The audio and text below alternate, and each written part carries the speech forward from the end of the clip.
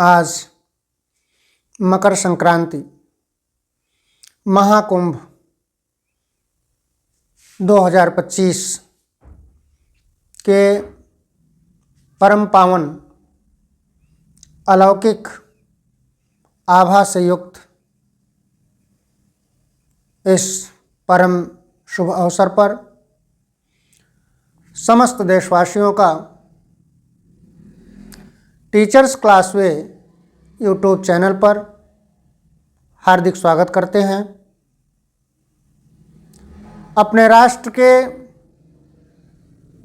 विकास में सतत प्रयत्नशील प्रिय विद्यार्थियों का हृदय की गहराइयों से टीचर्स क्लास वे यूट्यूब चैनल पर बहुत बहुत स्वागत करते हैं। आज यह बड़ा ही सौभाग्य है कि हम लोग 14 जनवरी मकर संक्रांति के इस पवन पावन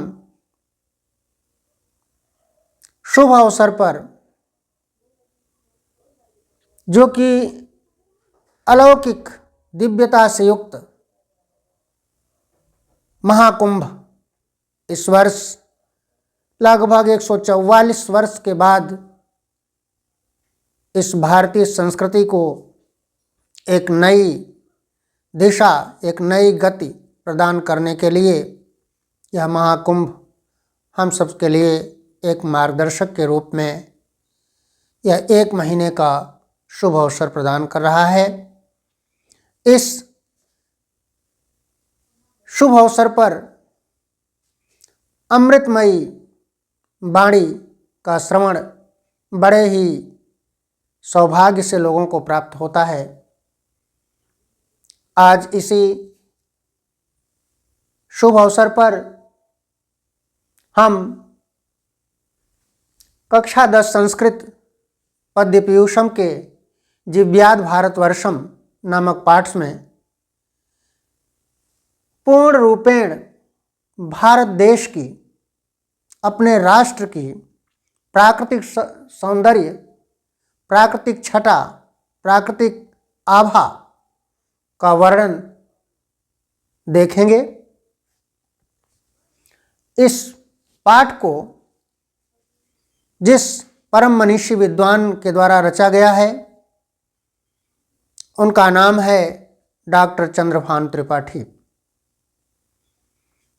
आप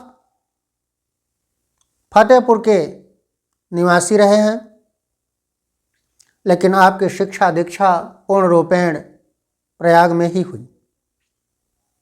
प्रयाग से आपने डीलिट की उपाधि प्राप्त किया। यहीं पर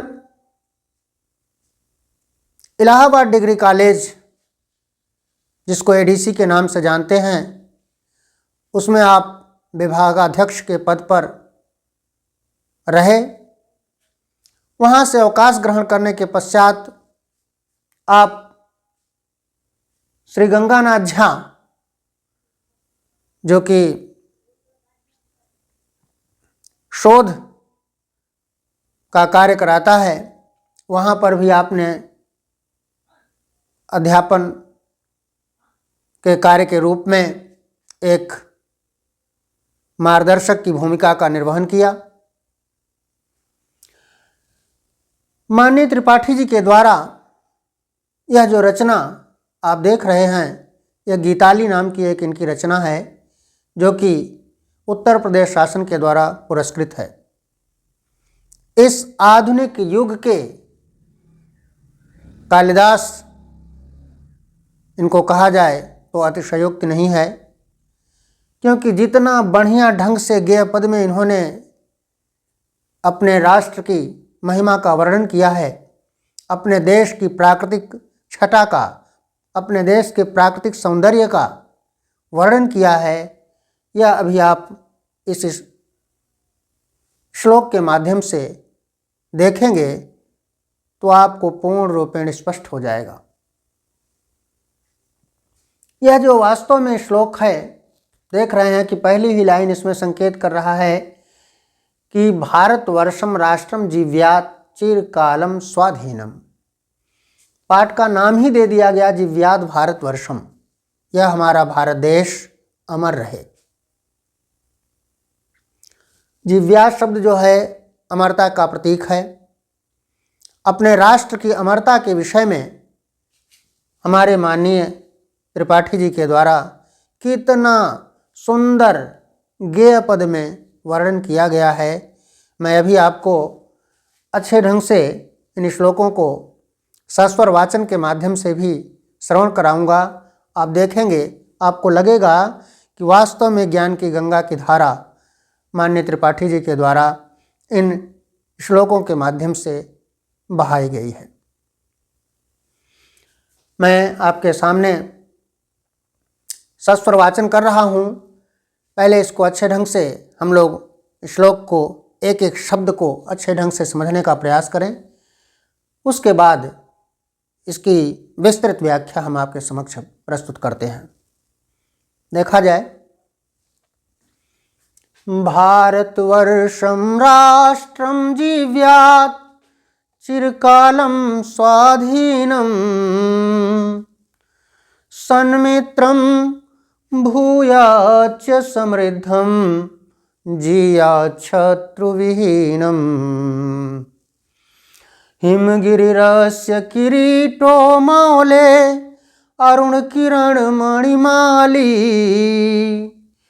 करकल्लोलैर्जलधिर्विलसति पादान्तप्रक्षाली सरितो वक्षसि हाराविन्ध्यो भाति मे खलामानम् पल्लवलसिता निविडवनाली रुचिरं नवपरिधानम् आस्ते कविकुलमस्य मनोरम रूपवर्णने लीनम। ये पहला श्लोक रहा है आपका। आप देख रहे हैं कि सस्वर वाचन से ही लग रहा है कि अपने राष्ट्र की कितने सुंदर ढंग से महिमा का वर्णन माननीय त्रिपाठी जी के द्वारा किया गया है। देखा जाए, हमने कुछ शब्दार्थ काठिन्य निवारण आपके सामने रख दिया है। जो कठिन शब्द हैं कुछ शब्दों का शब्दार्थ हमने यहाँ पर नीचे संकेत कर दिया है। अब एक एक करके हम लोग श्लोक के अर्थ पर चलते हैं। सबसे पहले हमने आपको संकेत किया पाठ का नाम जिव्यात भारतवर्षम, यह हमारा भारतवर्ष अमर रहे। अब इस पर आइए, भारतवर्षं राष्ट्रं जिव्यात् चिरकालं स्वाधीनम्। इतने की पहले व्याख्या देख लें। यह हमारा भारतवर्ष राष्ट्र, यह हमारा भारत देश जिव्यात् अमर रहे, चिरकालम स्वाधीनम, चिरकाल तक, लंबे समय तक, दीर्घ काल तक, अनंत काल तक स्वतंत्र रूप से रह करके यह हमारा भारतवर्ष राष्ट्र अमर रहे। देखिए, पहली कल्पना कवि की कितनी अच्छी है कि अपने देश की अमरता का उन्होंने इस पाठ के माध्यम से सर्वप्रथम वर्णन किया है। यदि आपको इसका संदर्भ लिखना होगा तो प्रस्तुत पद्यांश माननीय डॉक्टर चंद्रभान त्रिपाठी द्वारा रचित गीताली नामक रचना से संग्रहित है। हमारे संस्कृत पद्य पीयूषम नामक पुस्तक में जिव्यात भारतवर्षम पाठ से संकलित है। इसमें अपने राष्ट्र की प्राकृतिक छटा का, भव्यता का, मनोरमता का, सुंदरता का बहुत ही अच्छे ढंग से वर्णन प्रस्तुत किया गया है। अब आइए अर्थ पर पुनः चलते हैं। यह हमारा भारत देश दीर्घ काल तक, चिरकाल तक, अनंत काल तक स्वतंत्र रह करके अमर रहे। ये पहली लाइन का अर्थ आपको संकेत हुआ। अब आइए दूसरी लाइन में, सन्मित्रम भूयाच समृद्धम जिया शत्रु विहीनम। सन्मित्रम हमारे राष्ट्र के लिए देखिए कितनी सुंदर कल्पना की गई है कवि के द्वारा। कह रहे हैं सन्मित्रम भूयात च समृद्धम। हमारे जो मित्र हों वो कैसे हों? सन्मित्रम, अच्छे मित्र। हमारे पास अच्छे मित्र हों, क्योंकि मित्र की परिभाषा तो हमने आपको कई बार संकेत किया है। मित्र वास्तव में वही है जो कि विपत्ति कसौटी जे कसे तेई सांचे मित्र। जो विपत्ति की कसौटी पर खरा उतरता है वही सच्चा मित्र कहा जाता है। यहाँ पर इसी भाव को संकेत किया गया है कि सन्मित्रम भूयात च समृद्धम। हमारे जो मित्र हों वो अच्छे मित्र हों, और कैसे? समृद्धम, हम समृद्धशाली हों, हम धन संपदा से युक्त हों, हमारे पास किसी प्रकार की कोई भी कमी न रहे, हम पूर्ण रूपेण धन संपदा से युक्त रहें, संपन्न रहें। यह कवि की धारणा है, कल्पना है। और कैसे? जिया शत्रु विहीनम, शत्रु विहीनम, शत्रु से विहीन होकर के, शत्रु से रहित होकर के जियात, जीवित रहें। यानी हमारे पास कोई दुश्मन न रहे, कोई शत्रु न रहे। यह हमारे देश की इतनी भव्यता रहे, इतनी विशालता रहे, इतना गहराई रहे कि कोई भी शत्रुता का भाव हमारे देश के प्रति न रखे, हमारे प्रति न रखे। तो जिया शत्रु विहीनम, हम शत्रु से रहित होकर के जीवित रहे। अब आगे आए, हिमगिरिरस्य किरीटो मौले अरुण किरण मणिमाली कर कलोलैर जलधिर विलसती पादांत प्रक्षाली। इन दो लाइनों के अर्थ को पहले स्पष्ट कर लिया जाए। कह रहे हैं अरुण किरण मणिमाली। आ जाइए, अरुण, अरुण शब्द हमने आपको संकेत भी कर दिया है, ये है अरुण। अरुण माने लाल ना, लाल किरण मणि माली, मणियों की माला, लाल किरणों से युक्त मणियों की माला। ऐसे हिमगिरी, ऐसा यह हिमालय पर्वत। अस्य, अस्य माने भारत देशस्य, अस्य राष्ट्रस्य, हमारे भारत देश का किरीट। क्या हो? किरीट हो। किरीट शब्द हमने आपको देखिए लिख दिया है ऐसा, किरीट मुकुट, मुकुट माथे का, सिर का मुकुट। ठीक, तो यह जो हमारा हिमालय पर्वत है यह हमारे राष्ट्र का, हमारे देश का मुकुट है।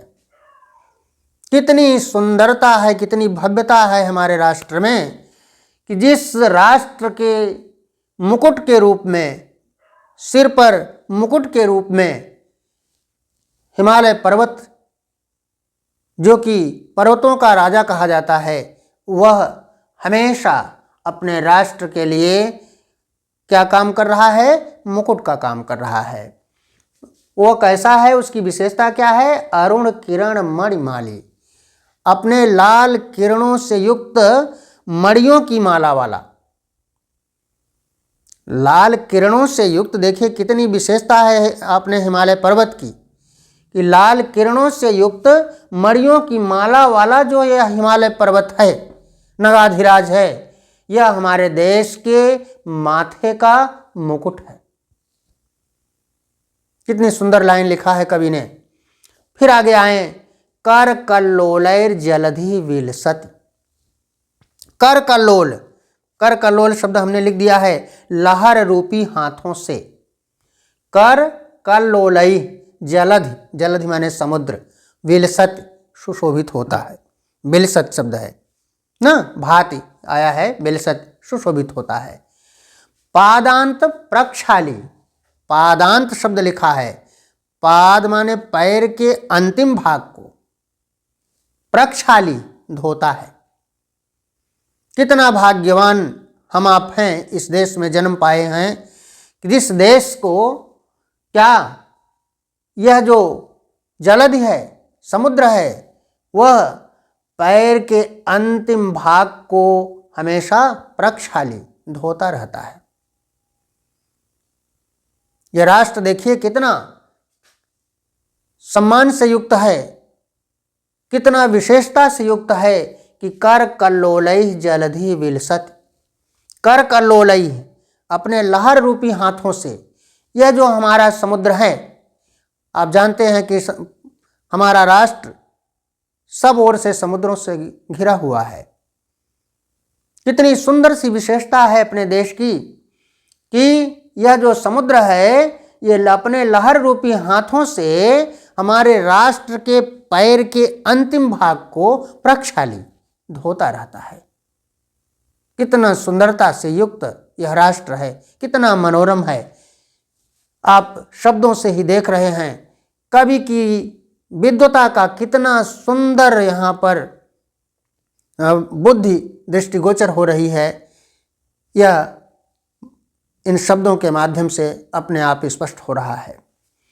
तो कह रहे हैं कि कर कल्लोलैः जलधि विलसति पादांत प्रक्षाली, माने समुद्र अपने हाथ रूपी लहरों से पैर के अंतिम भाग को हमेशा धोता रहता है। अब यहाँ पर पैर शब्द का अंतिम भाग अपने राष्ट्र की विशेषता से युक्त है कि हमारे देश के पैर के चरण के अंतिम भाग को, जिसको समुद्र अपने लहर रूपी हाथों से हमेशा प्रक्षालन करता रहता है, धोता रहता है। कितनी सुंदर विशेषता है। फिर आगे आए, सरितो वक्षसिहारा विंध्यो भाति में खलामानम। सरितो वक्षसिहारा, सरित नदियां, ये नदियां जो हैं वक्षस, हमारे वक्षस्थल पर हारा, हार के रूप में है। हार आप जानते हैं शोभा, सुंदरता की वस्तु है। तो हमारे राष्ट्र के वक्षस्थल पर ये जो नदियां हैं, ये हार के स्वरूप हैं, हार के रूप में हैं। अर्थात कितना सुंदर हमारा राष्ट्र है कि जिसके वक्षस्थल पर, जिसके हृदय को के हार के रूप में ये नदियां शोभायमान हैं। अनवरत जिनकी धारा लगातार बह रही है, कभी भी जिनकी धारा टूटती नहीं है, ऐसी नदियां हमारे राष्ट्र के वक्षस्थल के हार हैं। विंध्यो भाति मेखला मानम, और ये जो विंध्य पर्वत है, विंध्य पर्वत, यह विंध्य पर्वत भाति सुशोभित होता है मेखला मानम, मेखला के रूप में। मेखला कहते हैं करधनी, मेखला करधनी के रूप में कहा जाता है, मानम सम्मान से युक्त। तो देखिए, विंध्यो भाति मेखला मानम, हमारे राष्ट्र के करधनी के रूप में यह जो विंध्य पर्वत है, हिमालय पर्वत है, यह सुशोभित हो रहा है। कट प्रदेश जिसको आप बोलते हैं मध्य भाग, ये जो हमारे राष्ट्र का मध्य भाग है, यह विंध्य पर्वत, विंध्याचल पर्वत से सुशोभित है। कितना सुंदर सा राष्ट्र है। और इस परम पुनीत राष्ट्र में हम आपका जन्म हुआ है। यह बहुत ही सौभाग्य है। देवता भी तरसते हैं इस परम पावन भूमि में जन्म लेने के लिए। यही कारण है, इन्हीं विशेषताओं के कारण। फिर आगे लिखते हैं, पल्लव लसिता निविड वनाली रुचिरम नव परिधानम। पल्लव लसिता निविड वनाली, देखिए, और हमारे देश का श्रृंगार और हमारे राष्ट्र की देखिए सुंदरता का एक और कितना सुंदर नमूना प्रस्तुत किया गया है कि पल्लव, पत्ते, हरे हरे जो पत्ते हैं, लसिता सुंदरता से युक्त, लसे हुए, निविड वनाली, निविड शब्द हमने लिख दिया है, ये सघन, घने, वनाली वन प्रदेश। ये जो हमारे घने, सघन वन प्रदेश हैं ये कैसे हैं? पल्लव लसिता, नए नए पल्लवों से लसे हुए, नए नए पत्तों से लसे हुए ये जो हमारे सघन वन प्रदेश हैं, ये रुचिरम नव परिधानम, ये हमारे राष्ट्र के नव परिधान, नए वस्त्र हैं।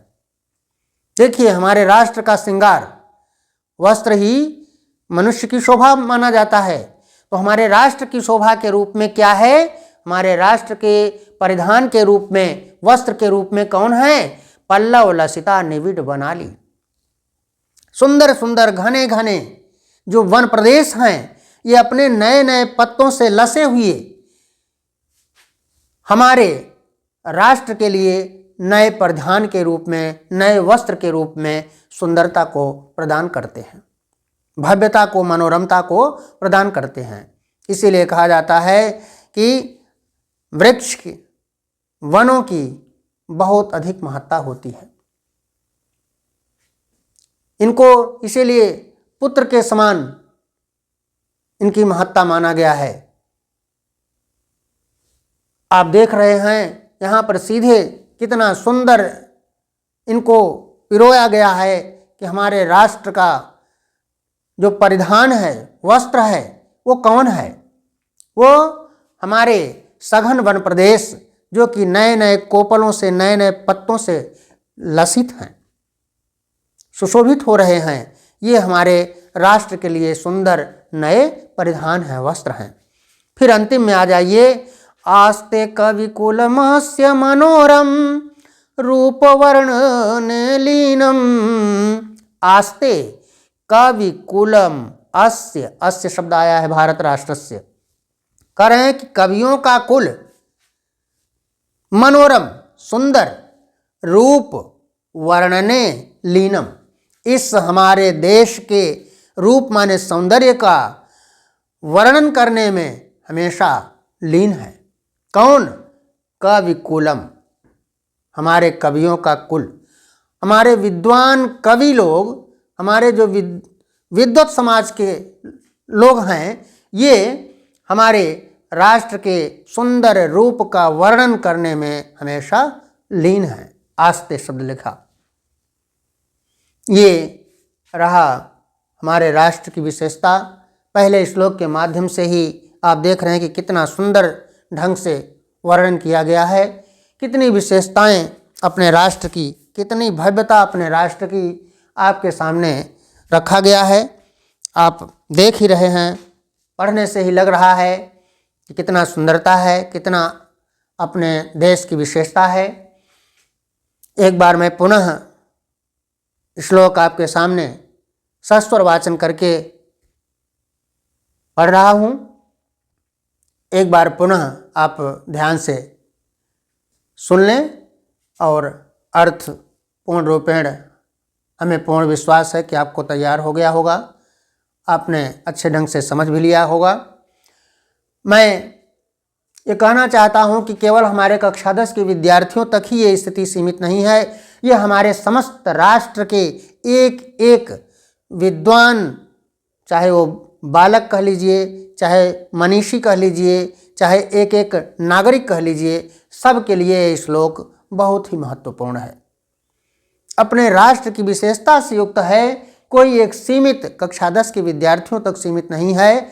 भले कक्षा 10 के विद्यार्थियों के कोर्स में, उनके पाठ्यक्रम में इसको रखा गया है, लेकिन ये पूरे देश की विशेषता से युक्त है। हमें समस्त, हमारे जितने भी जागरूक बुद्धिमान जन हैं, मैं सबसे आग्रह करता हूँ कि इन श्लोकों को निश्चित रूप से अपने हृदय में धारण करें और अपने देश की विशेषता से सभी लोग अवगत हों और अपने राष्ट्र को इसी तरह हमेशा उत्तरोत्तर ऊंचाइयों पर बनाए रखने में सब लोग पूर्ण रूपेण सहयोग प्रदान करें।